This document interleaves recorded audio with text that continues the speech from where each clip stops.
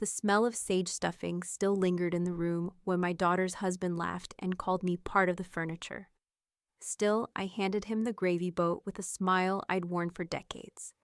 As the scent thickened, it wrapped around me like every year they forgot who paid for the chairs beneath them. The same silence that held the house together now began to feel like proof. That's when I folded the receipts, packed the heirlooms, and called the movers. They thought I was part of the furniture, until the furniture left first. Before we begin, may I ask, where in this big, beautiful world are you listening from? It's always a quiet honor to know who's sharing this space. Drop it in the comments, and don't forget to subscribe. The smell of roasted turkey and sage stuffing clung to the air like wallpaper, thick and unrelenting. Judith stood over the stovetop, basting in silence. Her sweater sleeves were damp from sink water, her hands raw from scrubbing yams clean. The kitchen hummed with the low murmur of the dishwasher's first cycle, and yet not a single footstep had entered behind her in over an hour. Through the doorway, she could hear them. Nick laughing too loud, Emily rattling ice in a glass, Claire whispering something under her breath, and giggling in response to someone's joke. Judith adjusted the foil over the green bean casserole, inhaled, and quietly stepped into the dining room. The table had been set earlier that morning, the same table she picked out 15 years ago, maple-stained, 8 chairs, no leaves missing. She'd driven 2 towns over for it. None of them would remember that now. "Dinner's ready," she said. No one looked up right away. Then Claire gave a little clap. Nick rubbed his hands together, and Emily rolled in on her heels, wine already sloshing in her glass. The twins came last, one with earbuds still in. Dishes were passed. Spoons clinked. Conversation floated up in bursts. A story about someone's coworker. A rant about gas prices. Something political Claire was too loud about. Judith watched them from her seat at the far end, her plate untouched. Halfway through dessert, as she cut into the second pecan pie, Nick leaned back in his chair and jabbed a thumb her way. "Gotta hand it to Judith," he said, grinning. "She's always here, like part of the furniture." Laughter, immediate, cheap, and careless. Even Emily snorted into her wineglass. Someone knocked a fork onto the floor. Judith blinked once, then smiled, carefully, as though setting down a glass on marble. "Glad I matched the upholstery," she said, barely louder than the laughter. She sliced another piece of pie and passed it down. Claire's brows pulled together as she leaned closer. "You okay?" Judith's fingers twitched around the knife handle. She didn't look up. "I just became invisible with a punchline," she said.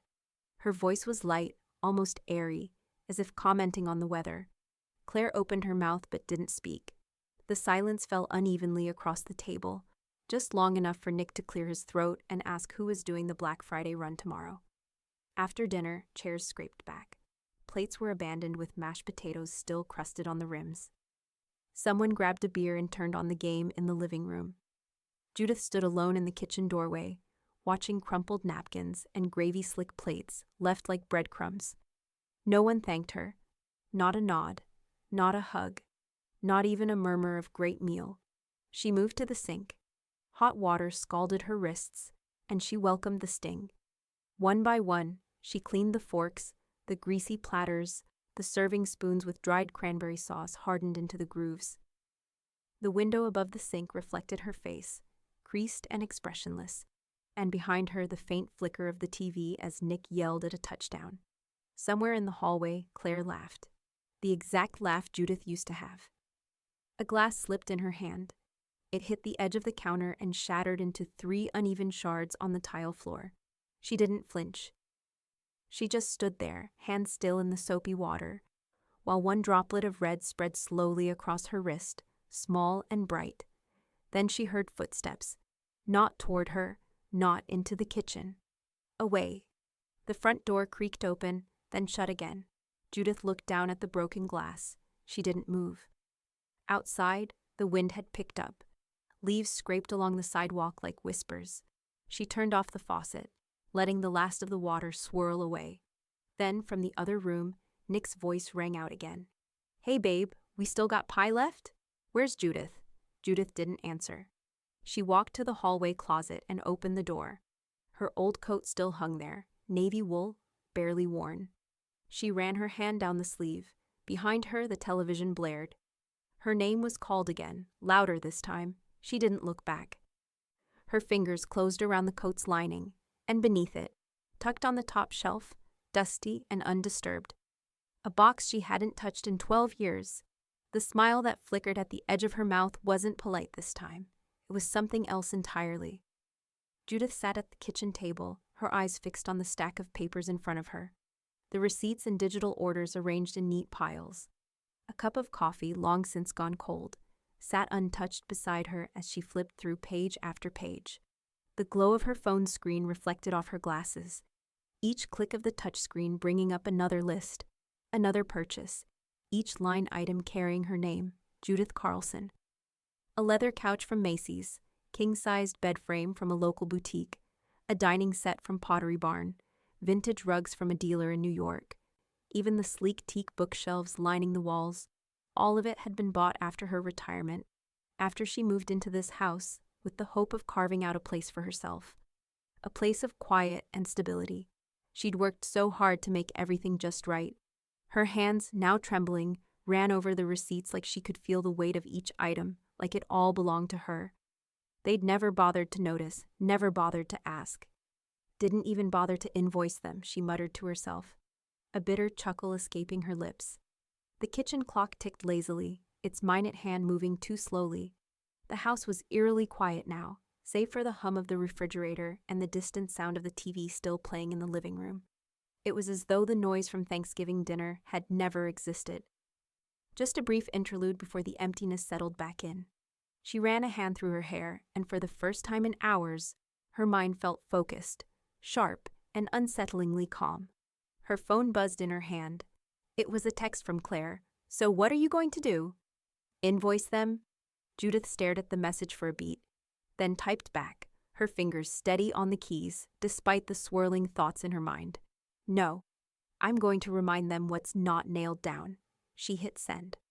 A moment later, the phone buzzed again, but this time it was from Tom Meeks, her old contact from the furniture business, a name she hadn't heard in a while. "You free for coffee?" The corners of Judith's lips twitched upward. She hadn't seen Tom in years. Not since she stopped buying furniture on the regular. Not since her life had settled into this quiet, predictable pattern. Back then, Tom had always been the go-to for the best deals, the most exclusive pieces. The man knew the business like nobody else, and he had a certain way of making things happen. Judith set her phone down, the keys still glowing in the dim light of the kitchen. Her fingers tapped the edge of the table before she pushed her chair back, the wood creaking beneath her. The sound of it was strangely comforting. She pulled her coat from the closet. It was the same navy wool she had worn earlier, and she slipped it over her shoulders with a practiced ease. For a moment she paused, staring at the box on the top shelf, the one she hadn't touched in 12 years. It was tucked out of sight, but she could still feel its presence, its weight. Shaking her head, she grabbed her purse instead, the leather strap cool in her fingers. She slid behind the wheel of her car and pulled out of the driveway, the tires crunching over the gravel before the engine hummed to life. The city streets blurred around her as she drove, her thoughts swirling with possibilities. The meeting with Tom, something she hadn't planned, but somehow it felt right. She had a plan, but she wasn't sure if she was ready to admit it to herself, much less to anyone else. When she arrived at the cafe, a small, quiet place tucked between two bookstores, she saw him immediately, Tom Meeks, sitting at a corner table, a cup of coffee in front of him, his usual easy smile on his face. He hadn't changed much over the years. His hair was a little grayer, his suit a little more worn, but the warmth in his eyes remained. "Judith," he greeted, standing to hug her. "It's been a long time," she returned the hug, feeling the old familiarity wash over her, the sharp sting of the past, and yet somehow a comfort in the knowing. "Tom, it's been too long," she replied, taking the seat across from him. "I'm glad you're still in business." "I haven't left yet," he said with a wink. "Can I get you something? Coffee, pastry?" She shook her head, her mind still focused on the task at hand. "I'm good. Just black coffee, if you're still making it the same way." Tom raised an eyebrow, but didn't argue. He signaled to the waitress and placed their order. "So what's new? What brings you by?" Tom asked, settling back in his chair. I'm assuming you're not here just for the coffee. Judith met his eyes. The small talk wasn't necessary. Not now. Actually, she said, leaning forward slightly, her voice low, I need your help with something. Tom leaned in too, his expression shifting. You've got my attention. She placed a small folder in front of him, the contents spilling out. The receipts, the digital orders, all of it. She let the pile spread out between them, the tangible proof of what she'd built, what she'd paid for. I need some things moved, she said, her voice steady. Some things that don't belong here anymore. Tom looked at her, his eyes scanning the documents, a knowing look crossing his face. You're going to make a few waves, aren't you? Judith's smile was small, but the flicker of something dangerous danced behind it. Not waves, just ripples. The waitress arrived with the coffee, placing it between them. Neither of them moved to take a sip. Tom met her gaze. You're serious about this? I'm serious, she said, her voice cold and calculated. And I'm going to remind them all of what they never bothered to appreciate. Her fingers brushed against the edge of the folder, her pulse steady. Tom didn't ask her what she meant. He didn't need to. Let's talk about logistics, he said, a slow grin spreading across his face. The house felt too large as Judith stood in the kitchen, the shadows of early evening stretching across the hardwood floors. It was quiet now. The remnants of Thanksgiving had vanished, the empty plates, the overstuffed chairs, the laughter still echoing faintly in her mind. She'd made sure of that. Her fingers had gripped the plates until the edges of her knuckles turned white, her movements sharp and decisive. They wouldn't even notice she was gone. The front door slammed shut. One by one, the family trickled out, leaving her behind. She'd been invisible long enough. It was time to start erasing the traces. She moved to the back of the house, her boots clicking against the floor, a rhythmic sound of finality. She opened the door to the garage. Tom's truck was already there, the engine idling quietly. A low hum beneath the sound of crickets outside. He was leaning against the tailgate, arms folded, waiting for her. Judith didn't hesitate. She stepped out, her coat brushing against her legs, and met his eyes. His expression was unreadable, but there was a flicker of something, anticipation perhaps. He didn't need to ask her what to do next. They got to work. Tom's hands moved efficiently, his familiarity with the process evident in every gesture. Judith joined him, not saying much, her mind already miles ahead, her focus on the task ahead. One by one, the items she'd spent years accumulating, everything she had built, were wrapped carefully in moving blankets. The dining table, gone. The leather couch from Macy's, gone. The vintage rug she had so meticulously curated, gone. They worked like a well-oiled machine. Every piece of furniture had its own blanket, its own label, every label, her name. Everything, bought and paid for, now packed into the back of Tom's truck like a carefully catalogued memory. The house was emptying, piece by piece. The guest room, once full of pillows and mismatched bedding, now sat bare, the walls echoing with the absence of color.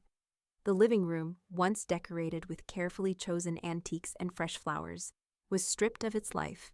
No more cushions on the couch, no more books on the shelves, just the stark silence of space. The sun was setting by the time Claire showed up. Judith hadn't expected her, but she wasn't surprised either. Claire had always been the one to hover, always the first to make sure everything looked just so. She stood in the doorway of the garage, a pitcher of lemonade in her hand, her eyes scanning the scene. You look 10 years younger, Claire said, a forced cheerfulness in her voice. Her gaze lingered on Judith for a moment, almost too long. What's going on here? Judith paused in the middle of folding a blanket, her fingers tracing the frayed edge. Just cleaning house, she replied, her voice flat. She didn't look up, but she didn't need to. The words had the desired effect. Claire flinched but quickly masked it with a tight smile. Claire handed her the pitcher of lemonade, the cold condensation slick against her palm. I thought you'd need a break. Judith didn't take the drink right away. Instead, she set it down on the concrete floor beside her and stood up. I don't need a break, Claire. I just need to finish. Tom didn't say anything. He didn't need to. His presence was a quiet support, a steadying force as Judith moved from room to room, emptying it of everything that had once made it home. The cheap things, plastic organizers, mismatched mugs, were left behind. The things she hadn't even bothered to notice were the first to go. There was no sense in packing them up, no point in holding on to what had never mattered. Each room was stripped bare, and each time Judith returned, the silence grew heavier, the emptiness more pronounced. She moved like a woman in a trance, every step measured, every movement deliberate. It wasn't just the furniture that was disappearing. It was the years of her life, the moments she had carved out in this house, now fading like old photographs left out in the sun. The last room to be emptied was the master bedroom. The bed frame, the one she'd chosen with care after years of sleeping in a creaky second-hand mattress, was disassembled and loaded onto the truck. The nightstand, the lamps, gone. She stood in the center of the room, her fingers trailing over the empty floor.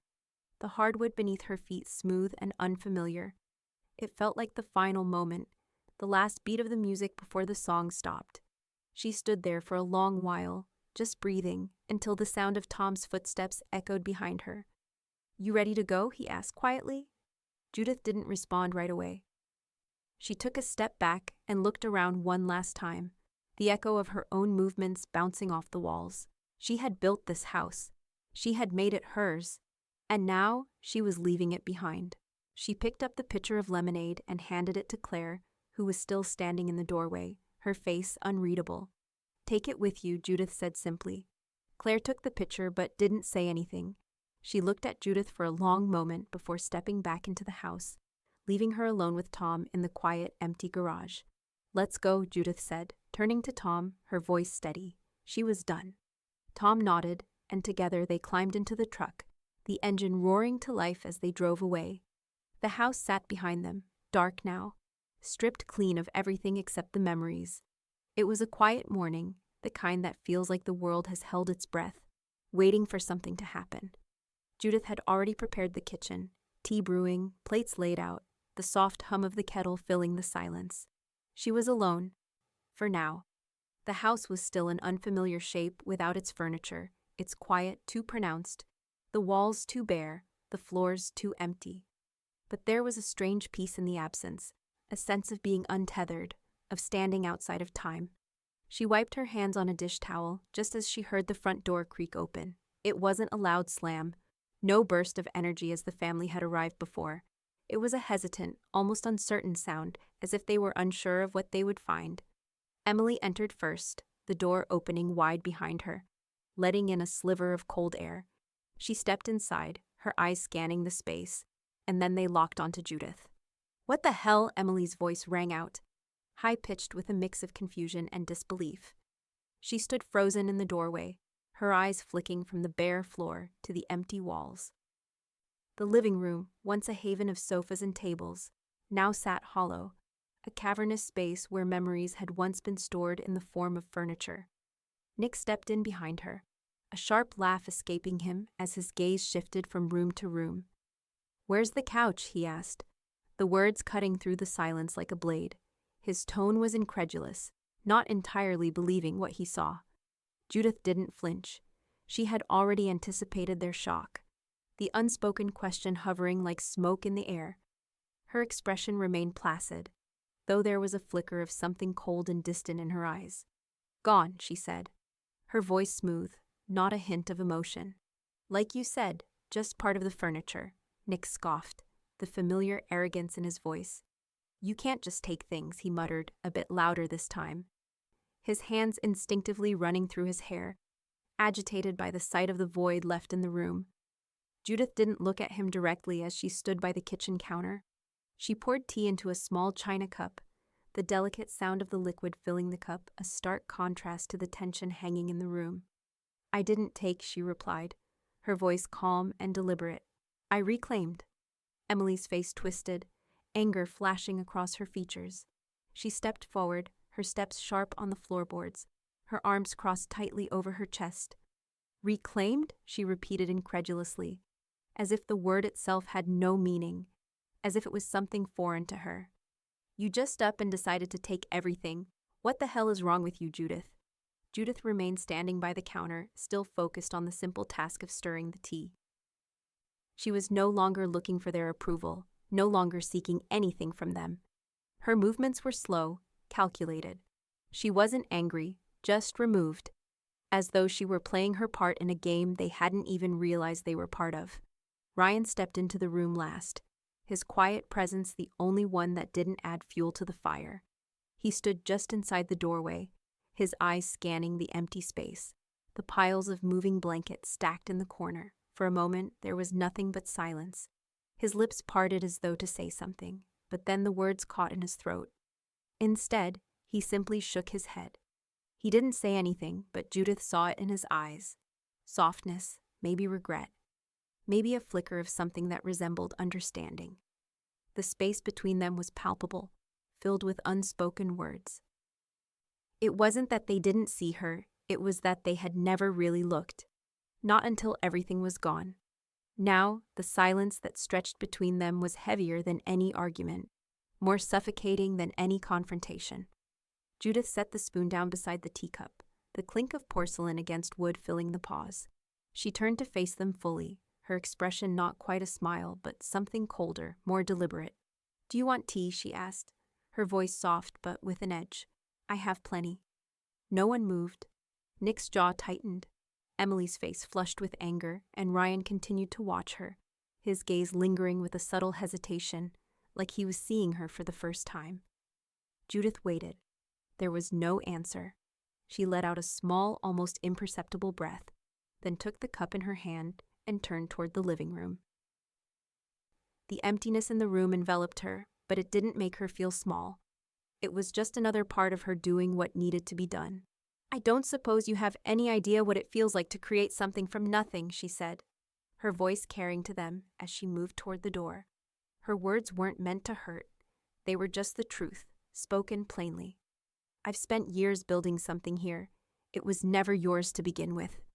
The words hung in the air as she stepped outside, the door closing softly behind her. Nick and Emily stood there, frozen in place. Neither of them spoke, as if the weight of Judith's words had rooted them to the spot.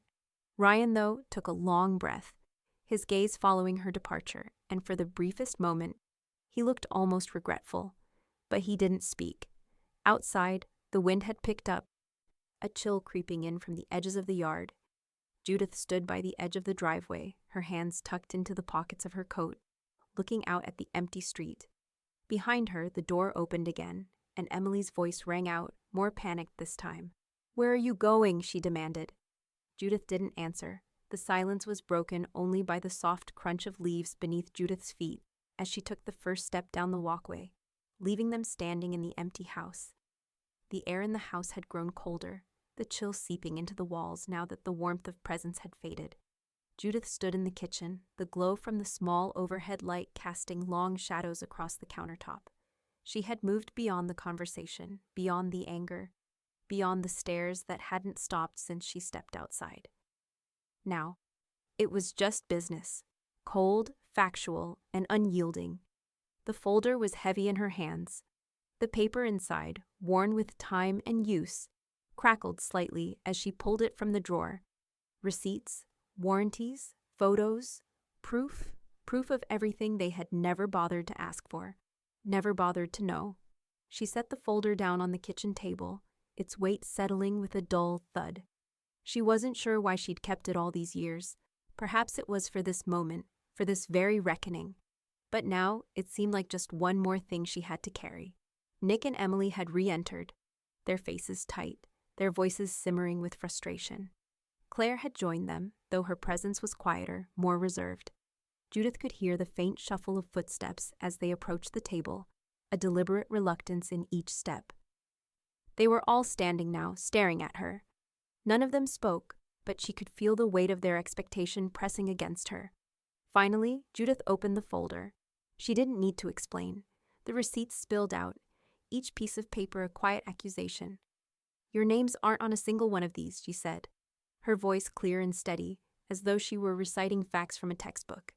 Nick opened his mouth, ready to fire back, but Judith held up a hand, silencing him before he could speak. "We're not talking about who paid for the wine at Thanksgiving, Nick. We're talking about the house, the furniture. Every single thing that made this place mine," she continued. Her fingers ran over the receipts as though reading each one was a simple, ritual act. I built this place, she added, her voice now gaining an edge, no longer even pretending to be polite. You moved into my house. I didn't move into yours. Claire looked at her, a flicker of discomfort passing across her face, but she didn't speak.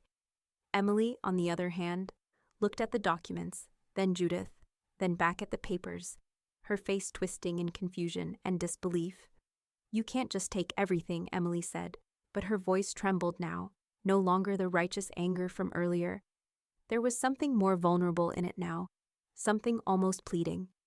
Judith's gaze flickered to Emily for a moment, as if considering something before turning back to the folder. She reached inside and pulled out a printed timeline, a carefully constructed chart, names, dates, dollar amounts.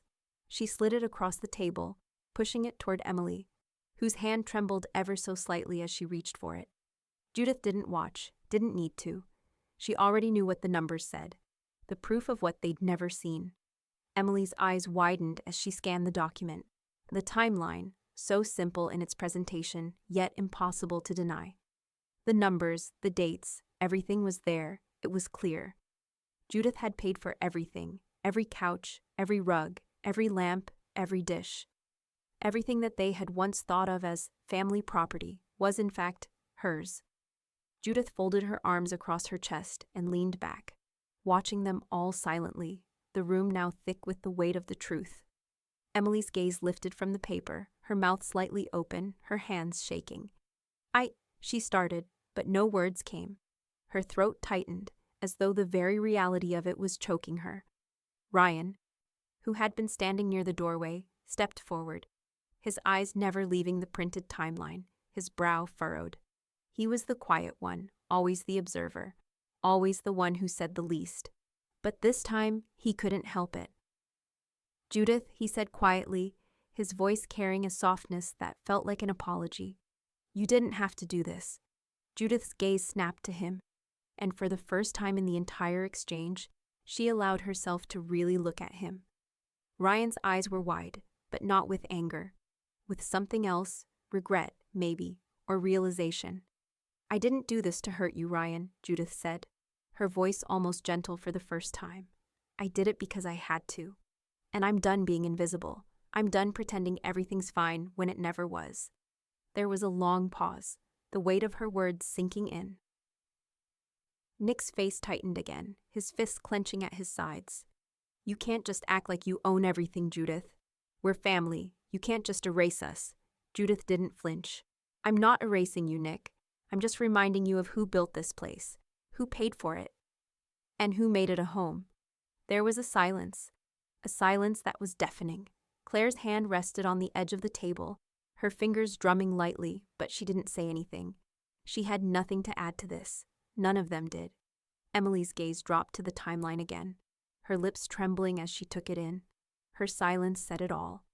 Judith stood slowly, her eyes flicking from one person to the next, her heart oddly calm. She had spoken the truth. There was no going back now. Take your time, she said, her voice soft, almost regretful. But don't expect me to apologize for it. With that, she turned toward the door, her footsteps firm on the floor as she walked out, leaving them standing there in the quiet, stunned silence of their own making. Judith stood in the middle of the living room, her gaze sweeping over the changes she had made. The house was no longer the cold, hollow shell it had been when she returned. It had started to hum with life again, softly at first, but each small addition brought more warmth. Tom had helped her carry in new rugs, muted colors, soft fibers that whispered underfoot. Vintage lamps now dotted the tables, casting a gentle golden glow that filled the room. The walls, once bare, now bore her mark, photographs, framed artwork she'd collected, each piece telling a part of her story. It was subtle, nothing extravagant, but it was hers, again. The doorbell rang. Judith paused, knowing who it was before she even moved. She didn't rush to answer. Instead, she took a breath, centered herself, and walked slowly to the door. When she opened it, there stood Emily, her posture rigid, face tense, eyes flicking nervously around the room. Can we talk? Emily's voice was tight but trying to be calm.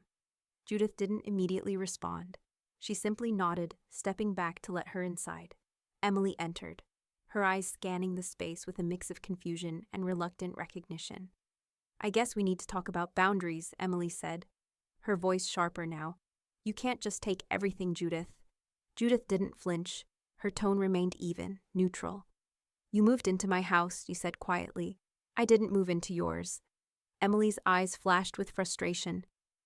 "You can't just erase everything like that," she said, her arms crossed defensively. Judith's gaze remained steady as she moved to the side, gesturing to the room. "I didn't erase anything. I reclaimed what was always mine." Emily opened her mouth to argue, but her words faltered.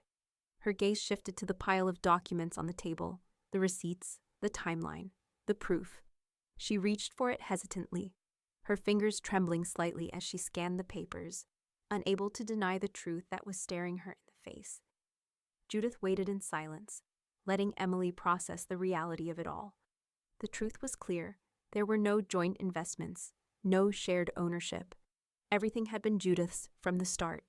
After a long, heavy silence, Emily's phone buzzed in her hand. She looked down, then back at Judith, her expression no longer defiant. "I have to go," she muttered, her frustration deflating. "We'll talk later." Before Judith could reply, Emily turned and left, her footsteps echoing down the hall. Judith exhaled slowly, letting the silence settle around her again. She felt no satisfaction, only a quiet sense of finality. This was the house she had built. And now it was hers again. Her phone buzzed, a message from Claire. "It feels like your house again." Judith smiled slightly before typing back, "Because it is."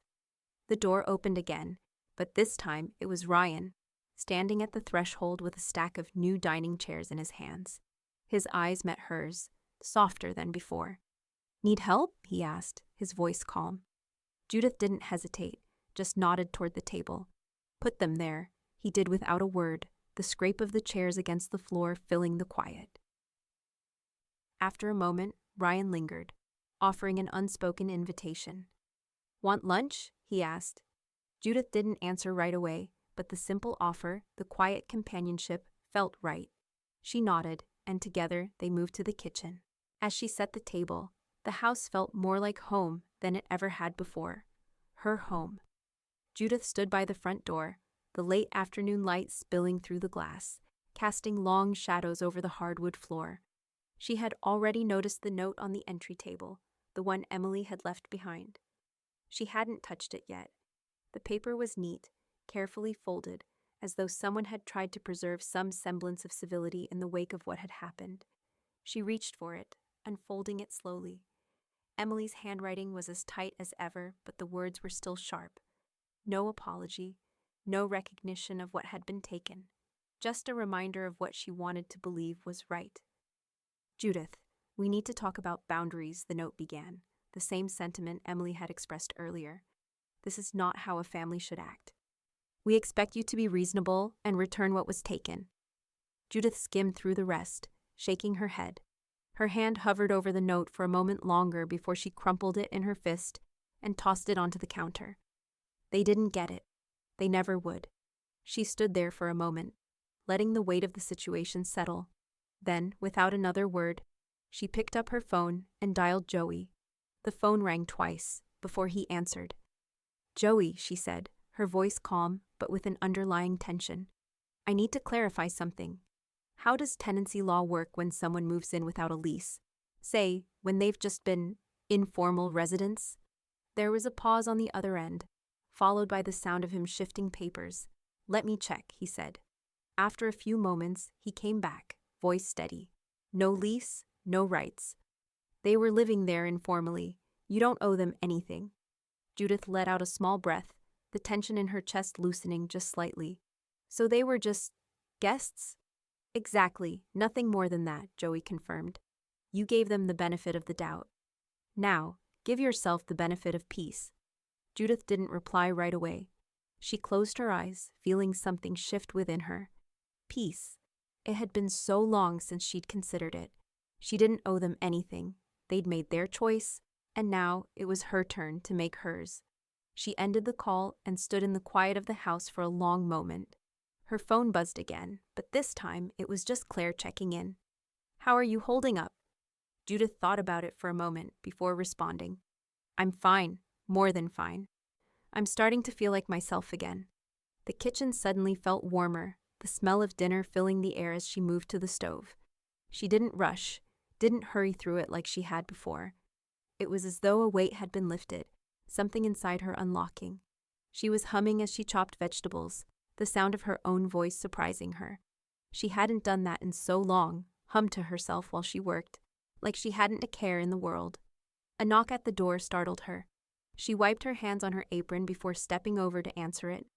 The neighbor from 2 houses down, Mrs. Granger, stood on the porch, her arms folded over her chest, but her smile was wide and easy. "Judith," she said, her voice warm. "You seem lighter. There's a change about you. What happened?" Judith paused, then smiled softly. "I'm finally letting go of things that didn't belong to me," she said, her voice calm, but with a hint of something she hadn't expected. A sense of pride, maybe. Mrs. Granger looked at her for a moment longer before nodding. "Well, whatever it is, it's working. You've got a new glow." Judith felt the weight of her words settle over her like a blanket. Comforting, familiar. For the first time in what felt like forever, she didn't feel like the outsider in her own life. The house was hers, again. And so was she.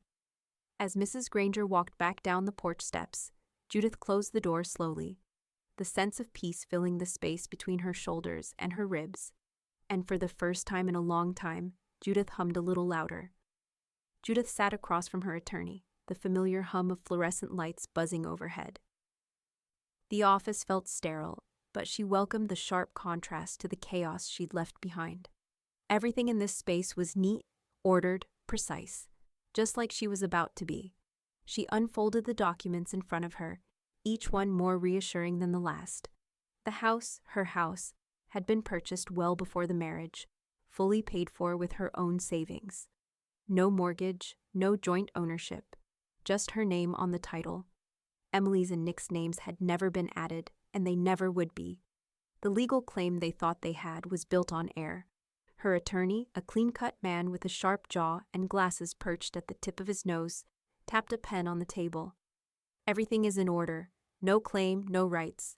You've got full ownership, Judith. They have nothing to stand on."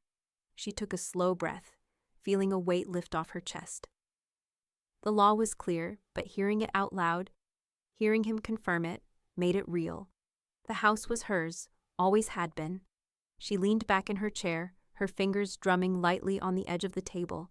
"And the rest?" she asked, voice low but firm. He flipped through a few more pages, then slid a document across the table. It was her will. "We'll update this as well, just to make sure there's no ambiguity moving forward." Judith took the paper, her eyes scanning the bolded lines. She thought about her daughter, about Claire, about Ryan, about the people who had shown her what loyalty really was. Emily and Nick had proven they had no place in her future. "I want Emily and Nick removed," she said, without hesitation. Her voice didn't waver. "And I want Ryan added." Her attorney raised an eyebrow.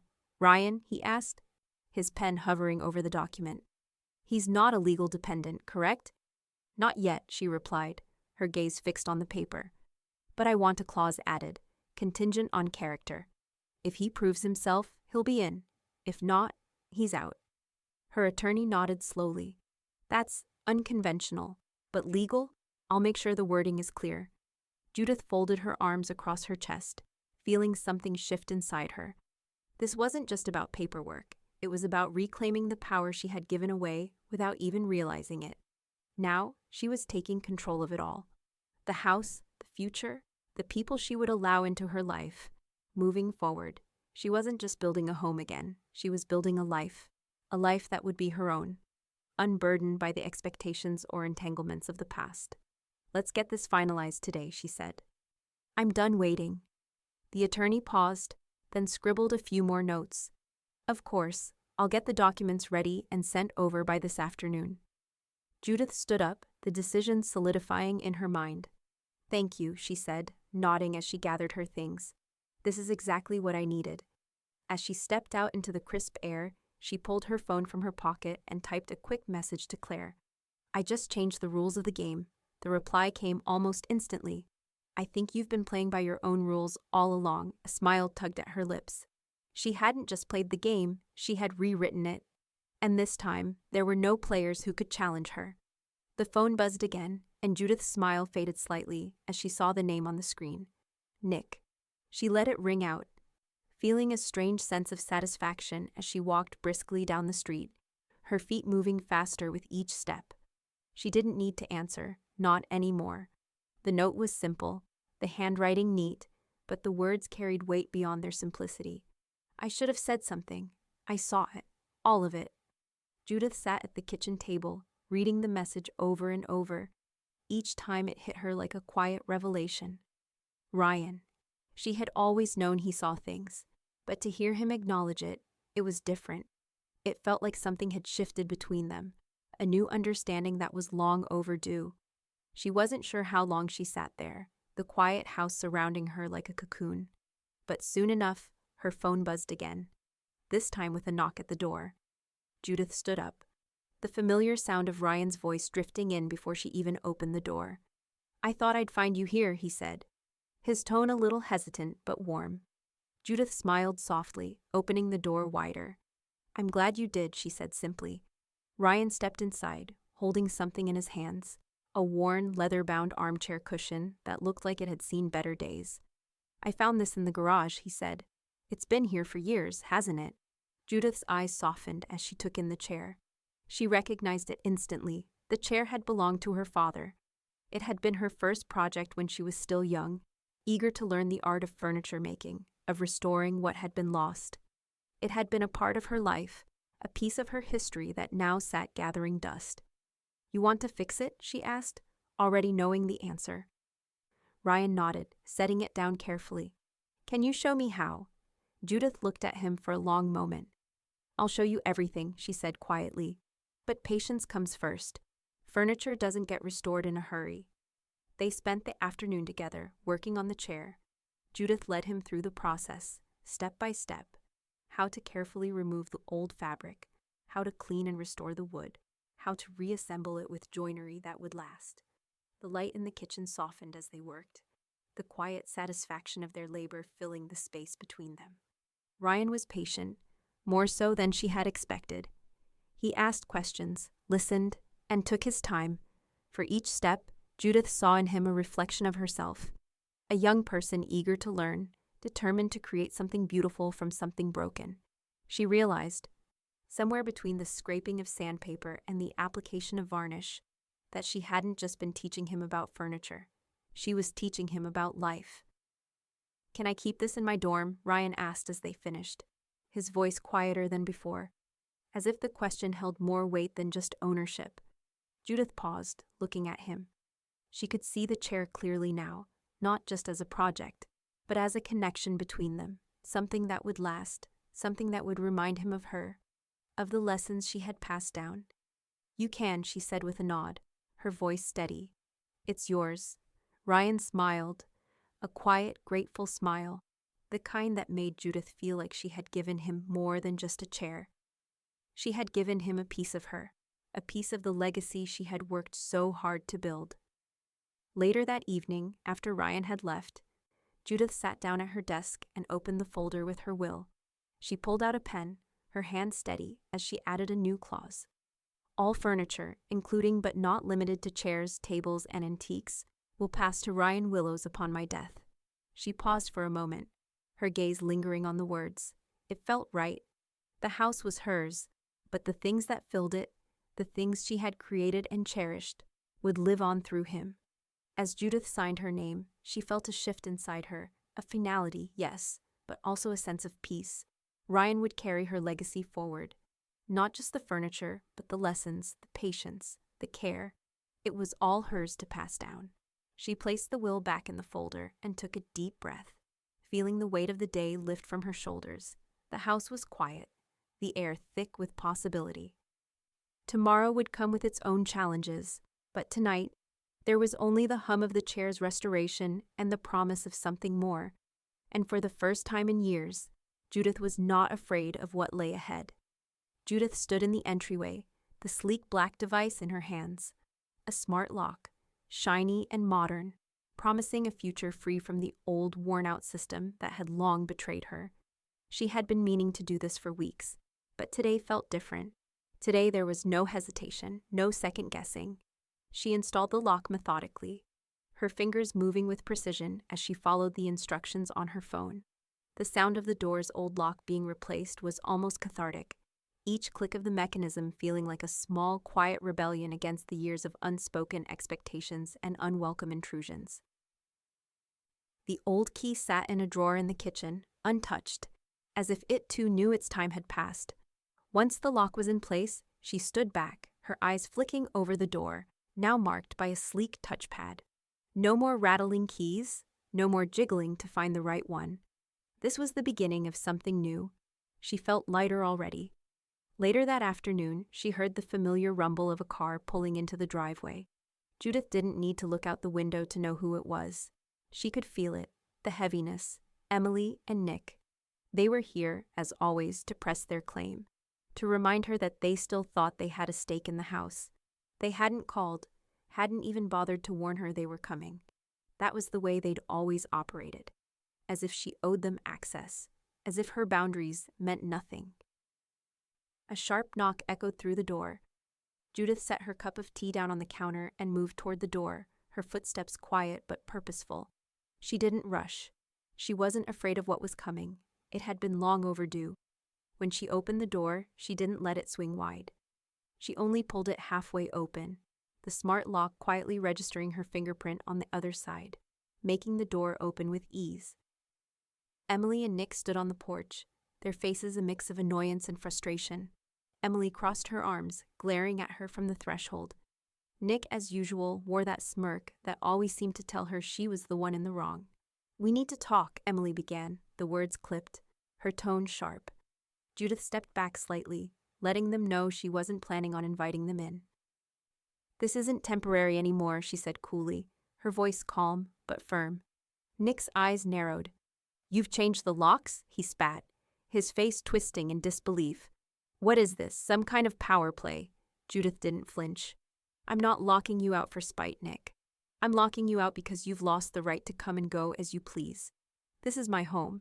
It always was." Emily's face flushed. "This is outrageous," she snapped. "We're family. You can't just cut us off like this." Judith's lips curled into a small smile, though her eyes remained steady. "I kept the receipts, Emily," she said flatly. "You never paid for any of this. You never had a right to claim it." A tense silence filled the space between them, the kind of silence that always seemed to hang in the air whenever they tried to force their way into her life. Emily stepped forward, a threat already forming on her lips. "You're going to regret this," she said, her voice low. "I'll take legal action if I have to." Judith shook her head, the calm in her voice almost unsettling. "Go ahead," she said, "but just know this. There's nothing to fight for. You don't have a claim here." Nick took a step forward, his jaw clenched, and the smirk he had earlier faded into something darker. "This is spiteful, Judith. Pure spite." Judith didn't back down.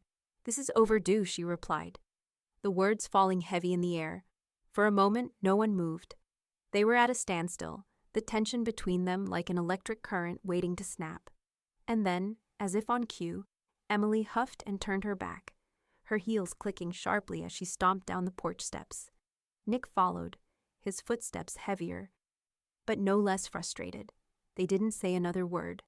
The sound of their retreating car engine filled the silence as it pulled away, leaving Judith standing at the door. She took a deep breath, feeling a sense of finality settle over her, like the closing of a chapter. The door, now locked behind her, symbolized more than just the end of that conversation. It was the end of all the uncertainty, all the expectations they had tried to place on her. For the first time in years, Judith felt like she was standing in her own truth. This house was hers, and she didn't have to answer to anyone. She closed the door slowly, the soft click of the lock echoing through the house, and for the first time in a long while, Judith was truly alone. And she was finally free. Judith sat at the kitchen table, the pen poised over her journal. She'd promised herself she'd start writing again, but the words felt heavier today, more like weight than release. She scribbled a few lines, then stopped. A deep breath. What would I regret? Taking my house back? She wrote, the question hanging in the air like a cloud. She stared at it for a moment, the ink fresh on the page. It had been on her mind often since everything had changed. The house, her decisions, was it worth the solitude? She thought about the life she had given up, the compromises, the quiet resentment she had buried deep inside. But then she thought of the moment she closed the door on Emily and Nick, the moment the smart lock clicked into place. There had been no regret in that decision, only relief. She had lived under their expectations for far too long, and now there was space for her own truth. No, she wrote underneath, I don't regret taking it back, not anymore. The weight of the words settled around her. It was done. The house was hers. The past was behind her. She closed the journal, a sense of finality pressing in on her. She hadn't felt like writing in a while, but today it was different. It was freedom, a way to capture the clarity that had started to creep into her life. Her phone buzzed, pulling her from her thoughts. A message from Claire, ready to celebrate your 72nd. Judith smiled softly, tapping out her response. Absolutely, can't wait to see you both. That evening, the house was filled with laughter and the warmth of a homemade dinner.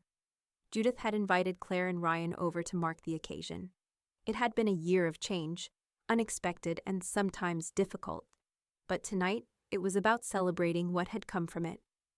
Claire arrived first, bringing a bottle of wine, her eyes warm as she enveloped Judith in a tight hug.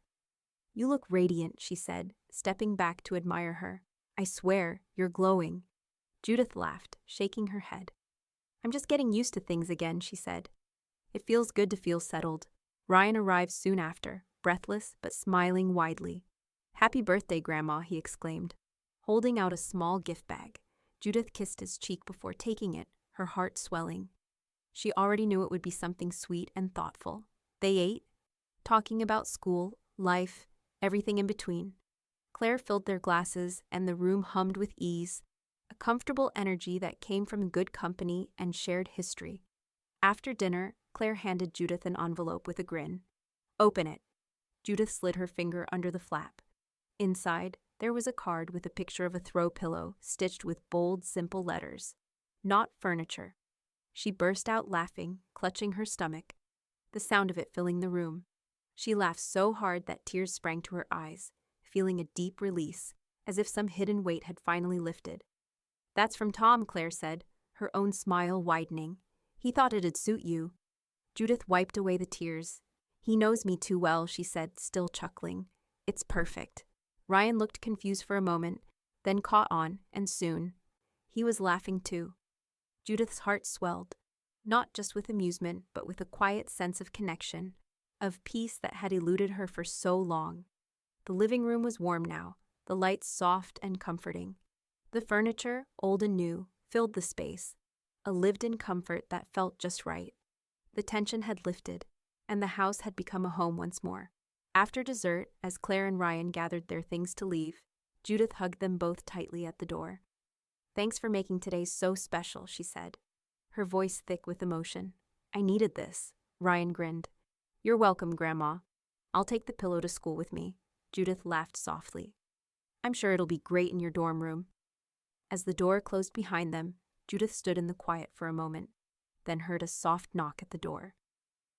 A realtor stood on the porch, holding a glossy flyer. Are you looking to downsize? He asked with a practiced smile. Judith looked at the flyer, then tossed it in the trash without a word. She stood still, watching the night sky outside, her thoughts clear now. No more downsizing, no more compromises. This was her house, and no one would take it from her. The morning sunlight filtered through the window as Judith sat at the kitchen table, her fingers tapping lightly on her phone. She had just finished a call with Ryan, and her heart swelled with pride.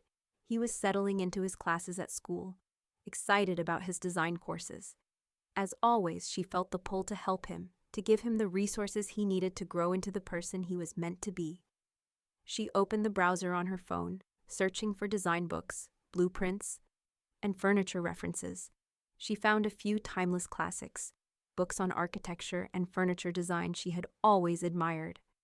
Ryan's creativity was raw, but she could see it in him, the same spark that had once driven her to learn about furniture, to restore what had been lost, to create. She was determined to help him find his way. After choosing the best resources, she printed out a few references and made notes in the margins. As she prepared the care package for him, she felt a wave of satisfaction. This wasn't just about books. It was about handing down the tools, the knowledge, and the confidence to build something meaningful. She folded the books neatly, added some drafting pens she had kept from her early days in design, and included a few paint chips, colors that reminded her of the calm she had recently found in her own home. And of course, she added her signature touch, a homemade pie, Ryan's favorite. As she sealed the box, she included a handwritten note. Keep creating, keep dreaming. You're building something that's uniquely yours. Love, Grandma. After mailing it off, she felt a quiet sense of peace. Ryan would have everything he needed to carve out his future. Her encouragement, her legacy, and her support. The following evening, as Judith set the table for dinner, she felt an unusual sense of calm. The house had been slowly transforming into the space she had always wanted it to be. Comfortable, peaceful, and most importantly, hers. She was no longer just going through the motions of life. She was actively creating the life she had always wanted. When Claire arrived, she brought a bottle of gin with her, her eyes twinkling with mischief. "A little birthday toast, perhaps?" she asked, setting the bottle on the table. Judith laughed and poured the gin into 2 glasses. "To legacies they didn't see coming," Claire said, raising her glass. "To legacies," Judith echoed, clinking her glass with Claire's. The sound of the glass meeting was a small but significant moment, a quiet celebration of everything she had rebuilt. After dinner, Judith stood in the guest room, looking at the furniture she no longer needed. The furniture that had once symbolized the possibility of family visits that never came to be. She had held onto it for too long. It was time to let go. She made the call to a local women's shelter, arranging for the donation of the furniture. There was something freeing about the decision, about releasing the past to make room for the future. But there was one piece she couldn't part with. Her favorite chair, the one she'd bought when she first moved in. The one she'd spent countless nights curled up in, reading or reflecting on the days that had passed. It was worn, yes, but it was hers. It was the anchor in her home, the one piece of furniture that had seen her through everything. The next day, the shelter came to collect the furniture, and Judith stood in the hallway as they loaded it up. She watched the door close behind them and felt a strange weight lift. The space felt more open now, more hers. As she sank into her chair, she thought of all the people who had shaped her life. Ryan, Claire, Tom, the ones who had supported her, who had seen her through the storms. A soft knock interrupted her thoughts. She opened the door to find Tom standing there, a warm smile on his face. "I wanted to see how things were going," he said, stepping inside. Judith led him into the living room. "It's finally starting to look like me again," she said, motioning to the space around them. "I've made it my own." Tom looked around, nodding in approval. "It suits you," he said. "It's like you're finally at home." Judith smiled, feeling a sense of pride in the house, in her life, in the legacy she was building. The future was hers to design, and for the first time in a long time, it felt limitless. Judith sat on the edge of the couch, her phone resting in her hand. She had just read the message from Ryan. He was headed out to dinner with friends. She had been tempted to invite him over to celebrate, to ask about his new semester and the things he was excited about. But instead, she sat quietly, hands folded, and sent him a quick text. "Wish Ryan well for me. I'll see him after." It felt strange, not being part of his life in that way anymore. He was becoming his own person, someone who made his own choices, surrounded by friends and new experiences. Judith didn't want to intrude. She wanted to let him breathe, to give him room to grow. But it didn't stop the quiet ache she felt. That night, while the house hummed with its familiar stillness, Judith decided on something different. The thought of an empty dinner table gnawed at her, so she sent another message. "Breakfast tomorrow? I'll make waffles." She smiled to herself as she hit send, the simple act feeling like a new chapter. It wasn't about the dinner she missed. It was about the moments they had yet to share. She had skipped dinner, but she could still make breakfast. The next morning, sunlight streamed through the kitchen window, warm and inviting. Judith hummed to herself as she whipped up the batter for waffles, the familiar comfort of the kitchen surrounding her like an old friend. She thought about what she'd say, how the conversation would unfold. And yet, she didn't worry. It was Ryan, after all, her grandson, who had always been more than just family to her. He was someone who saw the world the way she once had. Ryan arrived just as the waffles were ready. He stepped inside, a little windblown from the chilly morning air, but his smile was wide, genuine. "Hey, Grandma," he greeted, his eyes warm. "This smells amazing." Judith pulled a plate from the cupboard and handed it to him, watching as he piled the waffles high with syrup and fruit, his enthusiasm contagious. They sat down at the table, the conversation flowing as easily as the coffee. She could see it in his eyes. He was growing, finding his way. He talked about school, about his classes, the people he was meeting. But there was something deeper now, a quiet understanding between them, something that didn't need to be said. They talked about second chances, how life had a way of giving you the opportunity to start again, even when you didn't know you needed it. Ryan glanced up at her as he finished a bite of waffle, his expression more serious now. "Thanks for always believing in me, Grandma. You know, you don't have to do all of this. You've done enough." Judith smiled, wiping her hands on a dish towel. She hadn't expected to hear that, but somehow it felt right. She hadn't just supported him. She'd given him the space to grow, to make his own mistakes and successes. "No," she said softly. "I'm doing this because you deserve it. You deserve all the chances you're taking." There was a pause as Ryan looked at her, his gaze steady and thankful, before he stood and moved toward the door. "I'll see you soon, Grandma. Thanks for breakfast."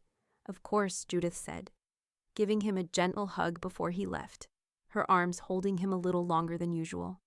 "I'll always be here." After he left, Judith returned to her desk and opened the folder with her trust. The house that had become a symbol of her new life, was ready to pass on to Ryan. She made the changes with a steady hand, adding the new clause, "The house will pass to Ryan Willows upon my death." As she signed the document, she felt a sense of peace settle over her. This was it. This was her legacy. Not just the house, but the lessons. The moments, the space to create something meaningful. She sat back in her chair, breathing deeply. The past was behind her, the future ahead. A knock on the door interrupted her thoughts. Claire stood in the doorway, a smile playing at the corner of her lips. "You did it," Claire said, her voice warm and knowing. "That's how you start a dynasty, with boundaries." Judith chuckled softly, the weight of the moment sinking in. "It's more than that," she replied.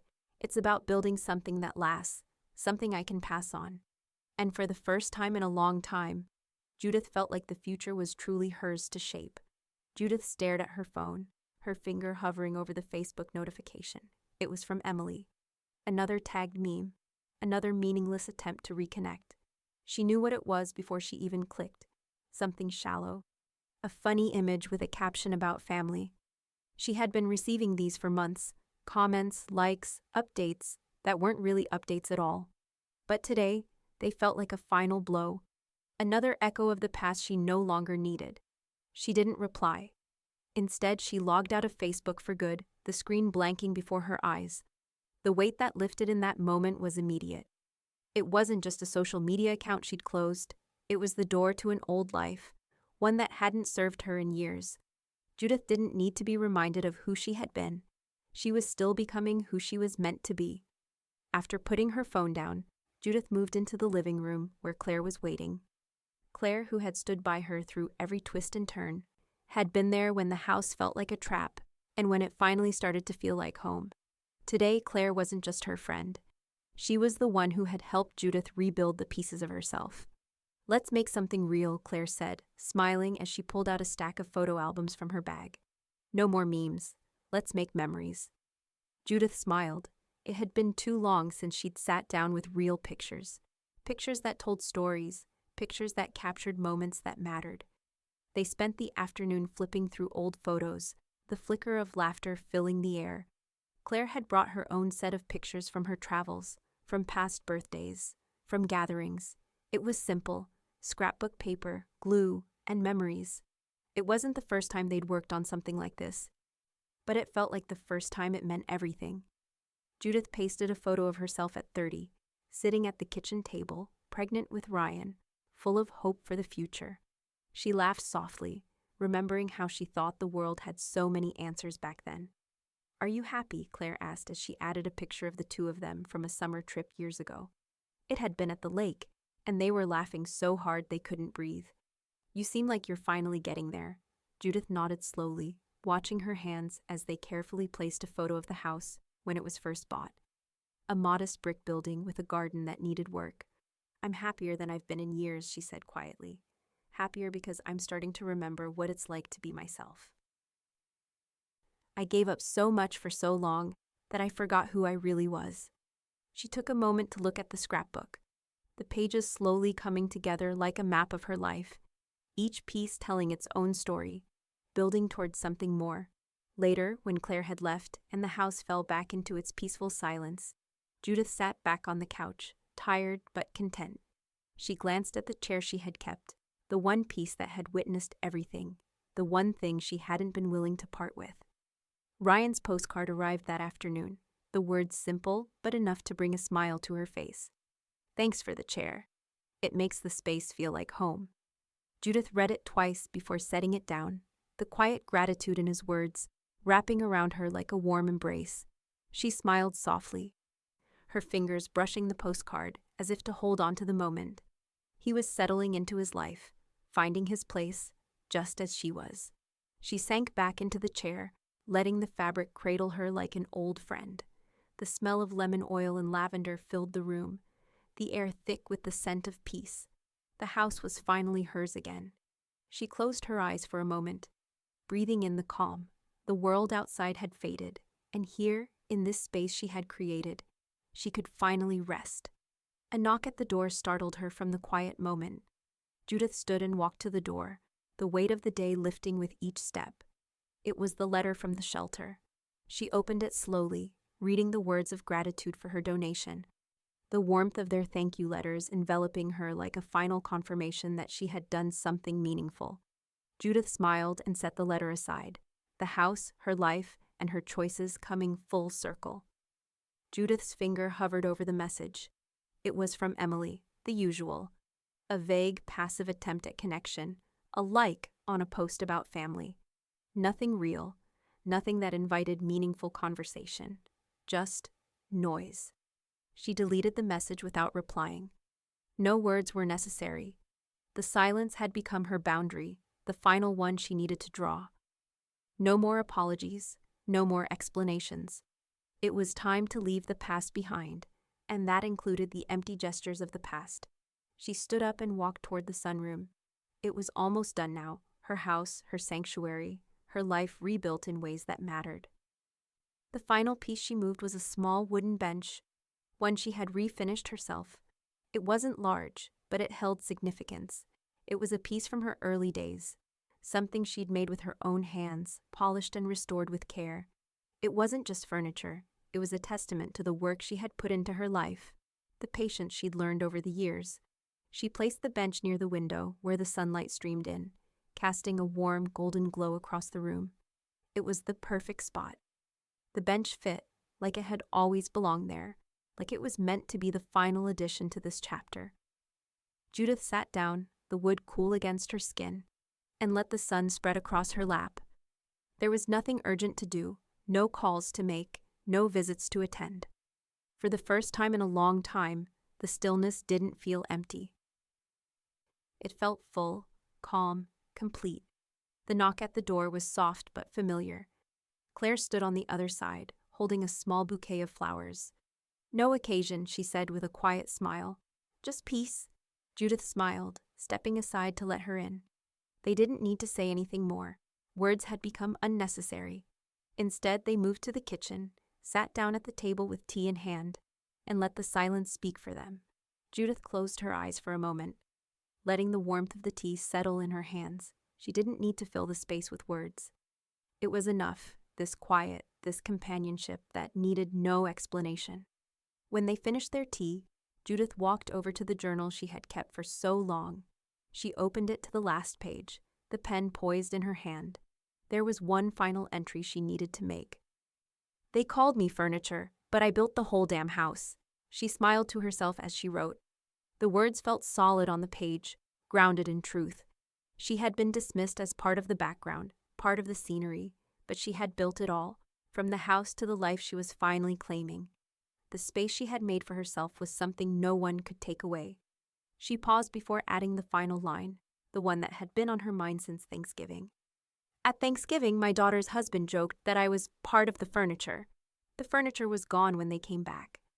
She set the pen down, the weight of her words filling the room. The past had been written, the story complete. It wasn't about revenge. It wasn't about bitterness.